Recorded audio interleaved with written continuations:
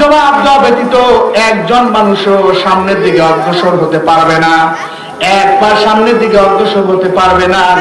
সবাইকে 5টা প্রশ্নের জবাব দিতে হবে, তারপর সামনের দিকে অগ্রসর হতে পারবে। যেই যত বড় মানুষ হোক না কেন, আজকে দুনিয়ার মধ্যে অনেক ক্ষমতাবান, অনেক শক্তিশালী, অনেক এরকম ভাবে পাওয়ারফুল ব্যক্তি, কিয়ামতের দিনে এই পাওয়ার চলবে। কথা বলেন, কিয়ামতের দিনে এই পাওয়ার চলবে? আল্লাহ তাআলার সামনে এই পাওয়ার চলবে না। আল্লাহ তাআলার হাবিব জনাব মুহাম্মদ রাসূলুল্লাহ সাল্লাল্লাহু আলাইহি ওয়াসাল্লাম বলেছেন, হাত্তা ইউসআল আন খামসিন, 5টা প্রশ্নের জবাব দেওয়া ব্যতীত এক পা সামনের দিকে কোনো মানুষ অগ্রসর হতে পারবে না। তন্মধ্যে 1 নম্বর প্রশ্ন করা হবে আন উমরিহি, জীবন সম্পর্কে জিজ্ঞাসা করা হবে। আল্লাহ পাক রব্বুল আলামিন সমস্ত বান্দাদেরকে জিজ্ঞাসা করবে, আয় বান্দা, তোমাকে আমি হায়াত দিয়েছিলাম 30 বছর 40 বছর, যাকে 6 বছর হায়াত আল্লাহ তাবারক তাআলা দান করছেন, তাকে 6 বছরের সেই হায়াত সম্পর্কে জিজ্ঞাসা করা হবে। যার 30 বছর হবে, যার 60 বছর হবে, সেই সময় আল্লাহ তাআলা জিজ্ঞাসা করবে, বান্দা, আমি তোমাকে 30 বছর হায়াত দিয়েছিলাম, 50 বছর হায়াত দিয়েছিলাম, 60 বছর হায়াত দিয়েছিলাম, তুমি আমার কাছে জবাব দাও, এই 30 বছর 40 বছর 50 বছর এই হায়াতে জিন্দেগিটা তুমি কোন কাজে ব্যয় করেছো, আমার কাছে তুমি জবাব দাও। কথা বলেন, প্রশ্নটা সহজ না কঠিন? আরো জোরে বলেন, প্রশ্নটা সহজ না কঠিন? অনেক কঠিন প্রশ্ন।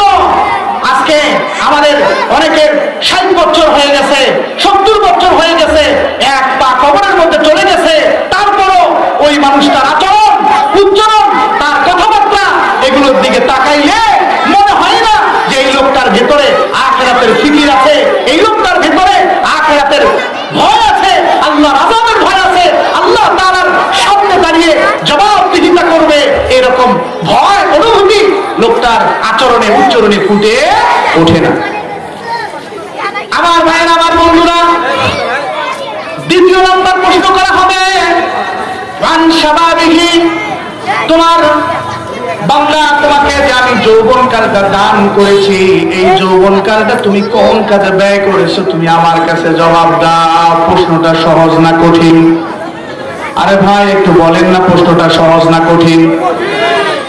আমাদের দেশের মধ্যে একটা এরকম ভাবে নিয়মে পরিণত হয়ে গেছে, দুনিয়ার মধ্যে আসার পর যৌবনকালটা আকাম কুকাম করে শেষ করে দিবে, যৌবনকালটাকে যে যেমন চায় সেমনি ভাবে ব্যবহার করবে, যৌবনকালটাকে যেমনি চায় সেমনি এরকম ভাবে পরিচালনা করবে। মরার আগে আগে যখন বৃদ্ধ হবে, বুড়া বয়সে উপনীত হবে, সেই সময় একটা চিল্লা লাগাবে, অথবা হজ করে আসবে, হজ করে আসার পর হাজী সাহেব ভালো হয়ে যাবে, এরকম মন মানসিকতা নিয়ে চলাফেরা করে। কথা বলেন, ঠিক না বেঠিক?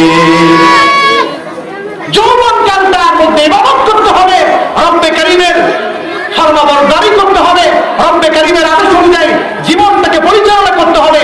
এই অনুভূতি, এই খেয়াল দিলের মধ্যে নাই, তার চলাফেরা এটাই প্রমাণ করে।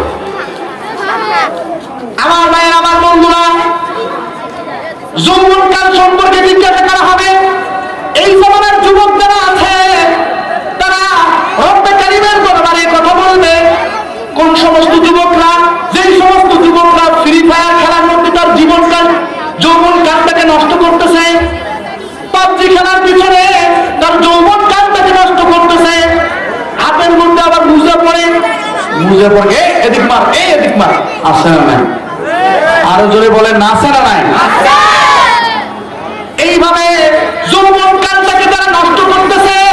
রব্বে কারীম যেদিন জিজ্ঞাসা করবে, আয় বান্দা, তোমাকে যে আমি 70 বছর 80 বছর জীবন দিয়েছিলাম, এই 70 বছর 80 বছরের মধ্যে এই যে তোমাকে বিশেষভাবে যৌবন কালটা তোমাকে দিয়েছি, এই যৌবন কালটার হিসাব তুমি আমার কাছে দিয়া যাও। সেই দিন কোন যুবক, কোন এরকম ভাবে পাওয়ারফুল ব্যক্তি নেই, তার পাওয়ার সেখানে দেখাবে। রব্বে কারীমের দরবারে যারা যৌবন কালটাকে নষ্ট করতেছে, রব্বে কারীমের দরবারে তারা কোন প্রকার জবাব দিতে পারবে না। জবাব দিতে পারবে? আর জোরে বলে পারবে? আমার ভাইয়ের, আমার বন্ধুরা, যে 5টা প্রশ্ন করা হবে, 5টা প্রশ্নের মধ্যে থেকে 3য় নাম্বার প্রশ্ন হবে আন মালিহি, মাল সম্পর্কে জিজ্ঞাসা করা হবে। বান্দা, তুমি যে সম্পদগুলো সঞ্চয় করেছো, তুমি যে 50 বিঘা জমির মালিক হয়েছ, তুমি যে 5তলা বাড়ির মালিক হয়েছ, রংপুরের মধ্যে বাড়ি করেছ, নাগেশ্বরীর মধ্যে বাড়ি করেছ, বিভিন্ন জায়গার মধ্যে জমি ক্রয় করে রেখে দিয়েছো, বান্দা তুমি এই সম্পদের মালিক হয়েছো। আমার কাছে জবাব দাও বান্দা, তুমি এই সম্পদের মালিক কিভাবে হইলা? বৈধ উপায়ে মালিক হয়েছো নাকি অবৈধ উপায়ে হয়েছো? উত্তম পদ্ধতিতে হয়েছো নাকি অনুত্তম পদ্ধতিতে? হারাম পদ্ধতিতে তুমি সম্পদ অর্জন করে সঞ্চয় করে এই সম্পদের মালিক হয়েছো কিনা তুমি আমার কাছে জবাব দাও।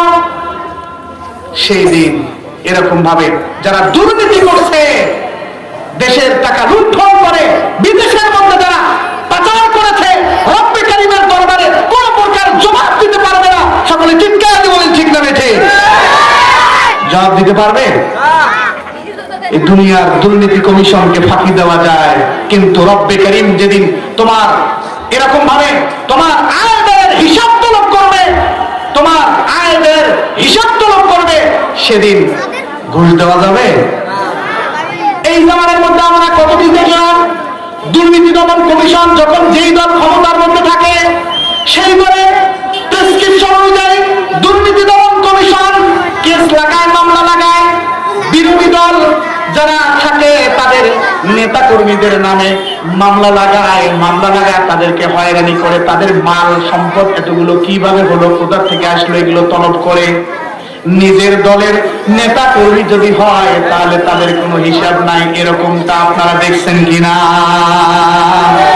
সেদিন কোন দল আছে? দলের পথ চলবে?